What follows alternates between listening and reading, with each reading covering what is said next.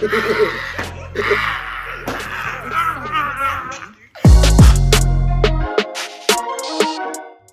man, it's your boy Young Filly. Hey man, yeah. Yo guys, it's Chunkz. Yes, and we are joined with the one and only Jadon Sancho.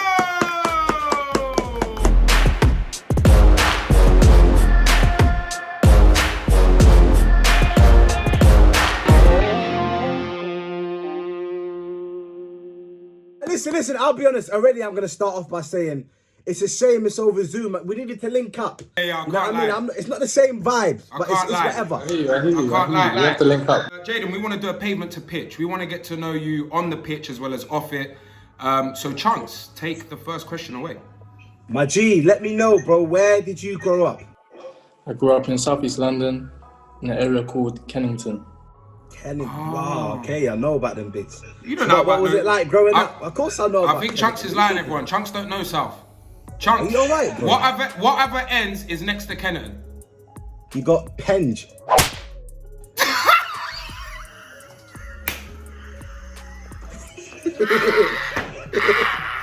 Bro, I'm a Northwest dude, but on my life I had about 10 Penge. What is it? Oval's next to Kennington. Camberwell. Cool. Yeah, but it's minor. I love Chunkz. Man, try to get me on big YouTube. Allow me, bro. What was it like in Kennington, bro? Was it pretty much like the standard like areas? Because I know Chunkz' area and my area had like a cage and a park, that sort of thing. Was your area like that? Yeah, literally, it was just like cage, local park. It's just, you get me, everyone just linked up on the estate kind of thing. So what, has football always been a thing like in your family growing up? Like, has it always been a thing? Obviously, had supporters in the family like that loved football and supported football, but I don't recall anyone that's actually played football. Obviously, like Sunday League and that, but not professionally like myself. So where did the inspiration come to play football? Because I know when I started playing ball, I used to see my dad kick ball, and then my uncle used to tell me stories about how he used to be a mad baller. So I feel like maybe subconsciously that's why I kind of got into it. What was it like for you? Was it just because we were friends? I would probably say school. Like, you know, when lunchtime, like everyone just used to kick the ball in it. So I was like, yeah, I like this. So I started to roll with it. When I got back from school on the estate, just kept on playing football. You know, from there, it got serious. You know, Sundays and like Saturdays, you like have like Sunday League tournaments kind of thing. Yeah. So I used to just turn up, and a team that like usually there'll be a player that didn't turn up for their team, so I just used to replace them and just play. And yeah, I never really played for a local club. Wait. How old was you when you was doing that? I'll probably say like 7 these times. Yeah. So I used to do that. So when I just used to turn up. That's mad, isn't it? Play the tournament like this. Go home. But surely that's got to be one of the, like an older within your family taking you. At 7, you ain't going to no field on your own. On your jacks, yeah, never. Of course, like obviously my dad used to take me sometimes, and obviously some of my dad's friends used to take me, and yeah, obviously because my dad had work and that, sometimes he couldn't take me, so yeah, just people used to just fill in and just take me. And then obviously from there, that's where the connections happened, innit? People started to watch me. And that's good, bro. Don't let that go over you lot's heads, people. You said something deeper. Your dad's friends used to take you, you know? It almost seemed like everyone like believed in you from a young age, bro. Yeah, everyone thought I had something, but obviously didn't know how serious it would. So and plus, I love football, so it kept me out of trouble as well. So they would do it. So talk to me, how did Watford come about? I've been seeing these throwbacks on the gram of you and at the Watford Academy. How did that come about? So obviously going to them tournaments, obviously they got in contact with my dad, and you know there was a development centre at Battersea Park. There was like a development centre there, so I used to just go there and just, you know, I had to try out. I think after my first training session, they were like, yeah, let's sign you kind of thing. Right. And how old were you them times? 9 these times. What are the man them showing at 9? Nah, 9 is more believable though. Because 9 you're doing 7-a-sides, you get me? You might start learning how to do a step over at 9. What are you doing, Ak? That is a different kind of move. What, this one? That's salsa. Nah, that's step overs. The man there So I know dancing. you're not a baller. You got to put your waist, everything into it. Well, hey, bro, come on, bro. Is man doing step over or salsa? Everyone's different, you know. I've seen some mad people do mad step overs. Yeah. To be fair, Raheem's step overs are a bit whoa. I've seen Raheem's thing. But he beats a man, though. He beats a man. Yeah. And what I was going to say, though, now that we're talking about step overs, who is the most skillful player you've played with? You'll have to be Neymar. Yeah. That man, they are techie. Different with it. Played with Marcus Rashford. Yeah, Bala. You know, it's called Julian Brandt. You know about come him? on, bro. Of course I know. Baller. Big German baller. Raheem's got the. He's got the. Yeah. I taught him everything he knows still. Ask him, he'll tell you still. And it's the seriousness in your face. What's Marco saying? Marco Royce. Marco Reus. You know what it is? Because of the age, he's not really busting skills like that. But obviously, in his prime, Prime? he's doing a madness. Like, I've seen YouTube clips of him. Like, it was just doing a madness. Mario Götze as well. Baller. Oh, God! Baller. Yeah, you see these German man, they're deeper ballers, you know. They might not move too quick, but they got a little. See, when I was at City, Kevin De Bruyne and David Silva, but I would probably say David Silva. You see David, the way the man them talk about David Silva is like he's a magician. Yeah, he just takes play. So, what other players grew up in your area, bro? Like football players? Because I know that your brethren's with Reece Nelson. Yeah, so obviously Reece Nelson. Okay. What, he's from Canada? Nah, he's from Aylesbury. He's like around the corner. Okay. Yeah, I know about Aylesbury. Ian Paveda. He's from Kenneton. Oh, hey, shit. that's Polski. Yeah. Colombian. Yeah. Small world. School fit. He's mad. Yeah, he's very. Chunkz, that's the guy I introduced you to. Of course, bro. I know. Jan Carlo, man. To this day, who has been the most influential person in your career? Who has helped you on and off the pitch so much? On and off. Obviously, I've got a team around me, innit? So it hasn't just been one person. It's been a lot of people. Like obviously, when I see my friends play, that motivates me. So like, I like seeing my friends do well in that. So when they do well, it just motivates me to try and do well as myself, and also my family, like my mom, my dad, and obviously people that helped me on the way, like took me to training sessions, and I'm just grateful that I'm in the position I am today. And if it weren't for them, then I don't know what I'd be doing. Jadon, what I'd love to know, bro, Dortmund's coming in for you. How does that feel? Like, what's that feeling like? Like when you know one of the biggest teams in the world want you, and do you know what I mean? Like, what did that feel like? Talk to me about the personal feelings. You know what's crazy? Because obviously playing in England, I would never have thought in a million years that my path would take me to Germany.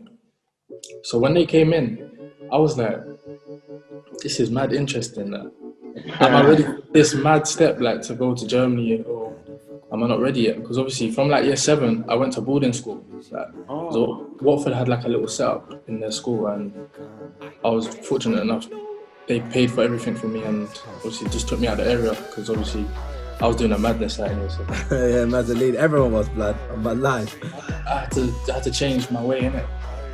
My attitude and that. And obviously thankful for them. They put me in boarding school, and like year 8, year 9, that's when I started to like have the manners and started to just conduct myself better. And I think from there, I've been able to just stay by myself, kind of thing, and just motivate myself when I'm just alone and just learn new things. So I think that helped me a lot to make that big step to Germany. But this might be a silly example, but I went on holiday to Colombia for 2 months, bro. It was mad for me because I'm like, I'm not seeing my mum for 2 months, the dog, little sister, like it's a lot for me. But so didn't you think about that in your head, or was it just like, alright, cool, I've got an opportunity, I'm gonna take it, or wasn't you thinking, my friends, like the lifestyle? Obviously, again, like when I left home in year 7, I think that was the toughest year for me because obviously I've never left my mum or my sisters or anyone, and all I knew was Southeast London, so I didn't know how to adapt really well. So like that first year, obviously I was getting detention like nearly every week. Like my head was just gone because obviously I was just missing everyone, innit? But then obviously like I had like a wake up call because in like year 8, Watford came to me and was like, if you don't fix your attitude, like we have no choice to like release you, like, because Wow, you're just doing a madness. So I think from there I just changed, and obviously I went to Manchester. That's like further away from London. Like, it's 2 hours away. Like you can't really just come back and forth. So I just learned how to adapt. I went into digs, and then I got my own place in Manly. And then yeah, I was happy by myself by then. So yeah, bro, talk to us about your new collection, bro. How excited are you to have like a link up with Nike, bro? This must be crazy. Yeah, it's mad. Like obviously, I saw something saying that I was the youngest player to have my own boot collection. Like, I didn't even know that. Round of applause. Yeah, it's lit at the moment. It's lit, but I'm just happy. I'm grateful as well that Nike, gave me the opportunity to make my own boot, and hopefully it does well, and hopefully you guys like it, and hopefully you get. Oh, I'm trying to get a 1-2 pair. So what? Am I gonna have to send you my address and? No, I'm sure I can pattern something. I'm sure I can pattern something. Sign that as well. That one's going on eBay. Chat to me though, bro. How involved were you in the process, like designing the boot and that? Nah, obviously with these kind of things, I love being involved because it's about me. So they wouldn't really know if I didn't put my input into it. So I just put everything into one boot. Obviously the no ball game sign. Obviously I live on a council estate at the time, and everyone used to play football in the areas, and like bare people used to break windows. So the council tried bringing the no ball game sign. So that's where that came from. I think that's in like loads of areas like in the south, like no ball games, because everywhere, yeah. Yeah, it's everywhere, innit? So I feel like a lot of people from London can relate, and obviously the Megs, you get me. I like to get the man in back when we Megs. Bro, when a man gets Megs in the cage, the way everyone erupted. It's like everyone just stops and starts shouting. If you were the man that got Megs, it's like your day was ruined. Imagine that happening in a big pro match. Imagine that would be jokes. Everyone just stopped and screaming. Do you know what I love though about the boot, bro? It's not even just like, it's like the little details that some people wouldn't even pay attention to. Like I see at the top of the tongue, you got like this little scissors thing going on. Yeah. Could be wrong, but every time I see you got a nice trim. Is that regarding that? Obviously today's a different day. Might as well. Yeah, your things are right.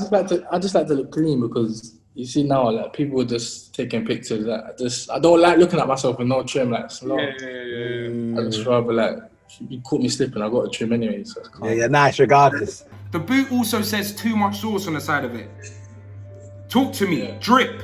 When I go on your gram, it seems like that's something you have a lot of. Who inspires that, bro? Or is that just one of like your own styles? Like you just see what you like and cop?